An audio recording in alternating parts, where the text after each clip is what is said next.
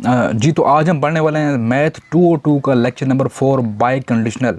ठीक है, by conditional में क्या होता है कि बाई कंडीशनल होती है इफ़ एंड ओनली इफ़ की स्टेटमेंट होती है। ठीक है, अगर ये ट्रू हुआ तब ये ट्रू होगा, अदरवाइज ये फॉल्स होगा। या अगर ये फॉल हुआ तब ये ट्रू होगा, अदरवाइज ये ट्रू नहीं होगा। मीन्स जो रिलाई कर रहा होता है दोनों के ऊपर, आपकी दोनों कंडीशन या तो ट्रू हो या तो फॉल्स हो।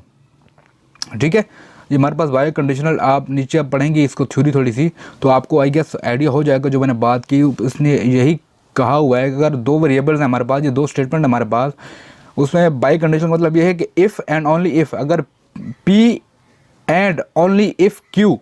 ठीक है, एंड उसको हम नोट करते हैं, हमारे पास ये साइन है इसका डबल एरो हेड से, और इसको हम एब्रीवेट करते हैं इफ़ एंड ओनली इफ़, जो उसकी एब्रीवेशन है वो IFF है। ठीक है, तो नीचे इसको उसने दिया हुआ ट्रूथ टेबल, ये देखें आप, अगर दोनों वैल्यू ट्रू हैं तब ट्रू होगी हमारे पास जो फाइनल रिजल्ट होगा। अगर एक वैल्यू फॉल है तो हमारे पास रिजल्ट फॉल्स में आएगा। अगर दोनों वैल्यू फॉल्स हैं तभी हमारे पास रिजल्ट जो आएगा ट्रू में आएगा। ठीक है, अब इसके जो रिमार्क्स पढ़े हुए हैं ये आपने देख रहे हैं कि P by conditional is true only when P and both are true और बोथ आर फॉल्स।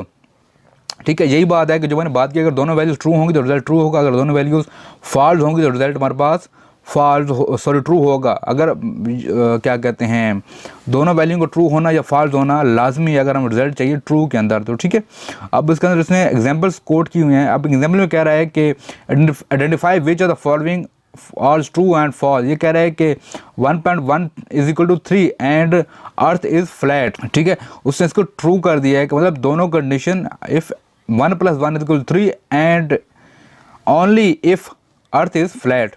देन ये कह रहा है कि sky is blue if 1 is equal to 0। ये फॉल्स है।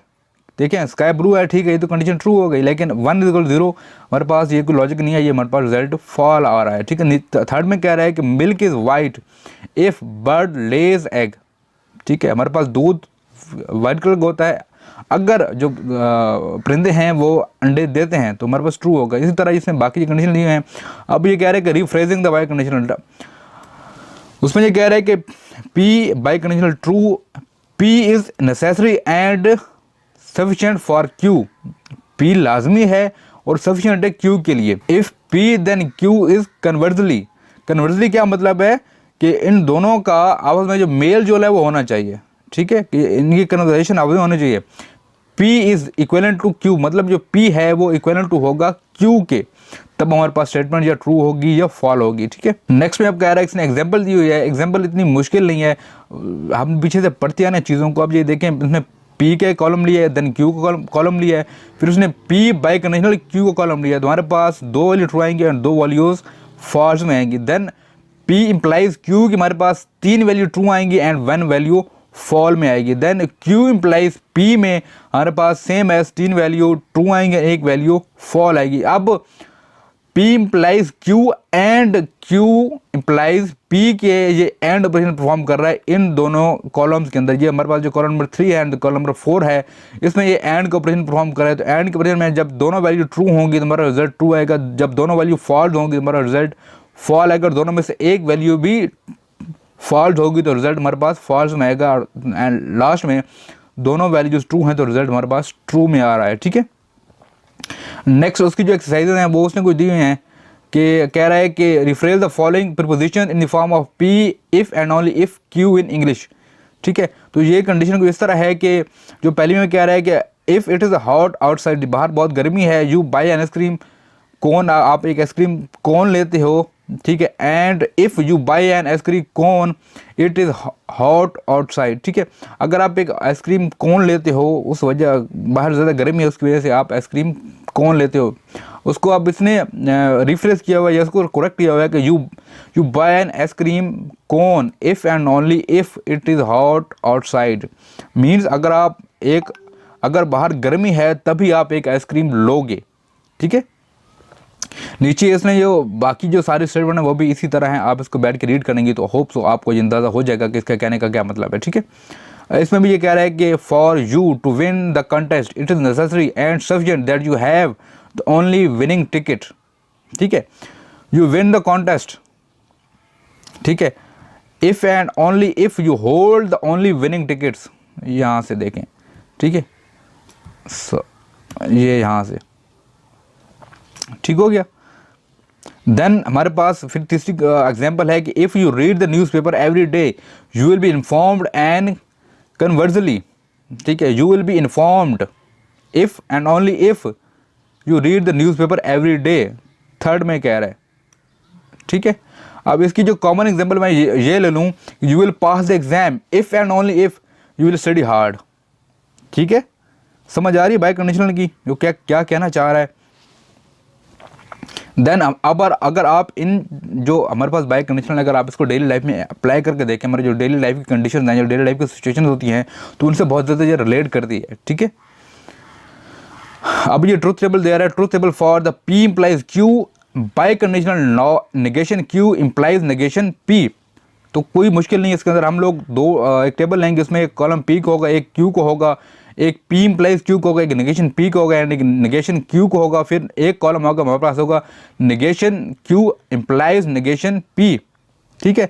देन हमारे पास जो फाइनल कॉलम होगा वो P implies Q by conditional negation Q implies negation P, ठीक है। तो अब देखें इसके अंदर, अब P इम्प्लाइज क्यू कराया तो हमारे पास 3 वैल्यू ट्रू आ रही हैं, एक वैल्यू फॉल्स हो रही है। नेगेशन F में हमारे पास, Q में हमारे पास 2 वैल्यू ट्रू आ रही है, 2 हमारे पास F आ रही है। नेगेशन P में 2 फॉल्स 2 ट्रू, ये तो हमें पता है। अब P इम्प्लाइज Q में हमारे पास 3 वैल्यू ट्रू आ रही हैं एंड एक वैल्यू फॉल आ रही है।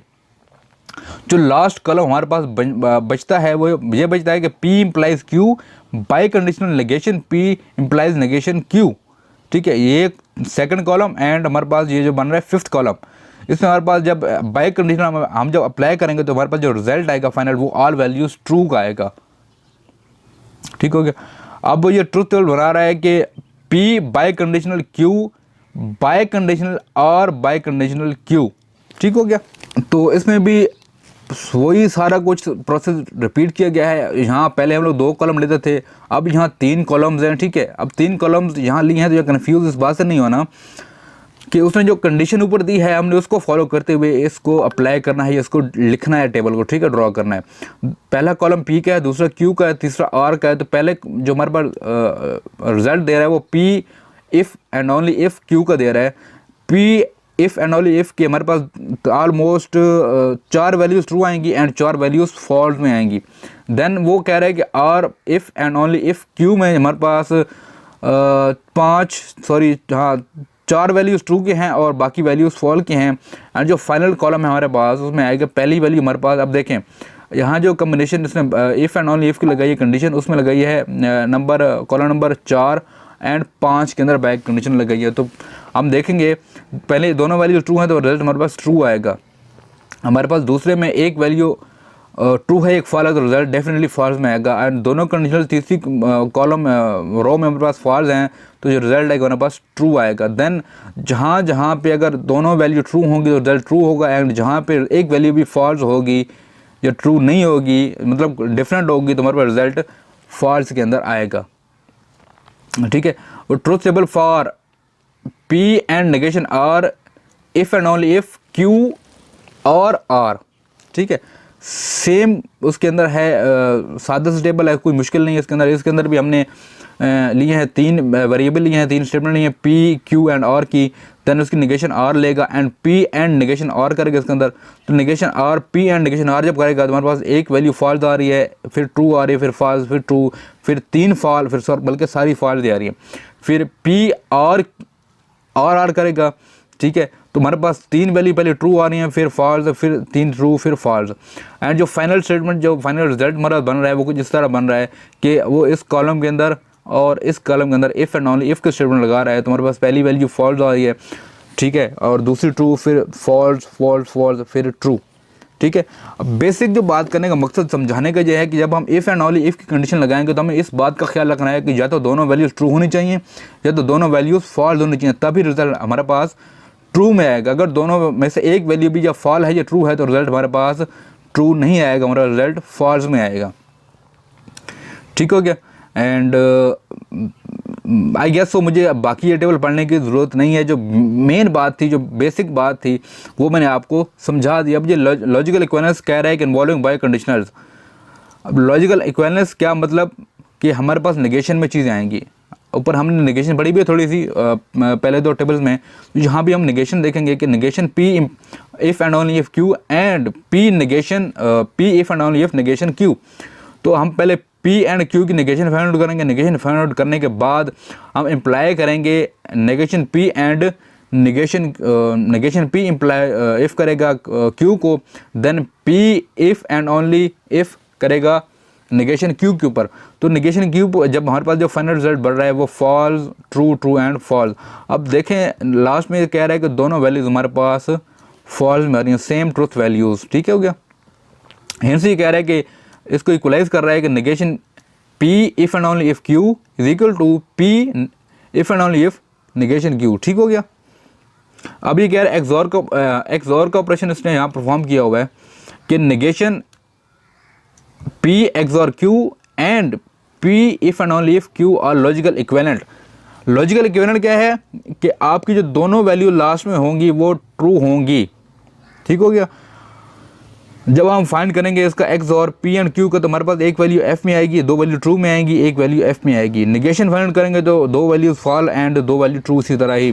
Then P if and only if Q में जब करेंगे तो हमारे पास सेम एज दो वैल्यू ट्रू आएंगी, दो वैल्यूज़ फॉल आएंगी। तो हमारे पास जो एंड रिजल्ट बच रहा है वो सेम ट्रुथ वैल्यूज़ आ रही हैं लास्ट में। तो क्या होगा कि ये हिंट से ये प्रूव हो गया है कि हमारे पास negation P XOR Q is equal to P if and only if Q, ये ट्रू है। ठीक है। अब लॉज ऑफ लॉजिक हमने लास्ट टाइम पढ़े थे, वही लॉज ऑफ लॉजिक इसने अप्लाई किए हुए हैं हमारे इस if and only if condition में। अब देखें हमारा कम्यूटेटिव लॉ है, उसमें भी इसने बताया हुआ है कि P if and only if Q is equal to Q if and only if P। ये हमारे पास हमारे आगे ये देखा है इसका ट्रुथ टेबल भी, तो ये हमारे पास वैल्यू ट्रू आएगी। सेम एज P इम्प्लाइज करेगा Q को एंड ये इक्वल होगा नेगेशन P और Q के। तो is equal to negation P into negation into P and negation Q। ये हमारे पास चीज़ें आगे जाके हम देखेंगे तो हमारे पास ये वैल्यू ट्रू होगी। ये लॉज ऑफ लॉजिक हमने पहले पढ़े हैं, तो इनको इतना डिस्कस करना मैं नहीं समझता कितना ज़रूरी है। जितने मुश्किल हैं ये हमें समझ नहीं आएंगे। ठीक हो गया। नीचे उसने एप्लीकेशन दी हुई है। एप्लीकेशन मीन्स आपके डिफरेंट एग्जांपल्स आपको देगा, वो आपने सॉल्व करनी होगी। अभी कह रहे हैं रीड एप्लीकेशन में कह रहा है कि read at the statement form without using the symbols implies and if and only if. तो हम इन कंडीशंस को इंग्लिश में राइट करने की कोशिश करेंगे। ठीक है। अब ये दे रहा है सिचुएशन दे रहा है, जो पहला प्रॉब्लम दिया हो उसके अंदर कि पहले में क्या रहा है कि देखें P and negation Q implies R। तो इसको हम देखेंगे क्या कह रहा है। ये P and negation Q implies R is equal to P and Q implies negation R। उसको ब्रैकेट में करके कह रहा है। अब ये कह रहा है कि हम जो ये करेंगे ऑर्डर ऑफ ऑपरेशन परफॉर्म किया उसने, इम्प्लीकेशन लॉ अप्लाई करके कह रहा है कि negation P and negation Q और। ठीक हो गया। देन ये भी स्टेटमेंट कुछ इसी तरह ही है। उसके साथ आपने बताया हुआ है कि हमने कौन सा लॉ की मदद से इसको सॉल्व किया है। ठीक है। एंड नीचे आ जाएं तो हमारे पास ये एक एग्जांपल है, उसने सेम चीज़ें वैसे ही बताई हुई हैं कि कह रहा है कि हमारे पास एक स्टेटमेंट है नेगेशन P और Q इम्प्लाइज और नेगेशन Q। ये हमारे पास गिवन स्टेटमेंट है। हम इसको ऑर्डर ऑफ ऑपरेशन में लेकर आएंगे, इनको हम सीक्वेंस में चीज़ों को लाएंगे। उसके लाने के बाद फिर वो इम्प्लीमेंटेशन लॉ देखेगा, उसको अप्लाई करेगा। उसको अप्लाई करने के बाद वो कह रहा है कि जी P implies Q is equal to negation P and negation Q। जो नेगेशन होगी वो ब्रैकेट के बाहर आएगी इसमें। ठीक है। अब ये आपने टेंशन नहीं होना कि ये वैल्यू कहाँ से आ गई। ठीक है। ये वैल्यू हमारे पास कहाँ किस तरह आ गई, दो डबल नेगेशन हमारे पास किस तरह आ गई। तो वो जहाँ बता रहा है कि हमने इम्प्लीमेंटेशन लॉ अप्लाई किया जिसकी मदद से हमारे पास दो नेगेशन, यहाँ ब्रैकेट के बाहर भी एक नेगेशन आ रही है। ठीक है। तो यहाँ देन उसको अप्लाई करके डिमॉर्गन लॉ को अप्लाई करने के बाद वो बताएगा कि हमने किस तरह इसको सॉल्व किया है। ठीक है। आप देखा होगा डिमॉर्गन लॉ में हमारे पास जो ऑपरेशन होते हैं वो चेंज होते हैं। इसलिए पहले यहाँ पे और था, अब यहाँ पे एंड हो रहा है। ठीक है। यहाँ और था एंड जहाँ पे एंड हो रहा है। जहाँ जहाँ और का ऑपरेशन था वहाँ पे उसने चेंज करके एंड का ऑपरेशन लगा दिया। ठीक हो गया।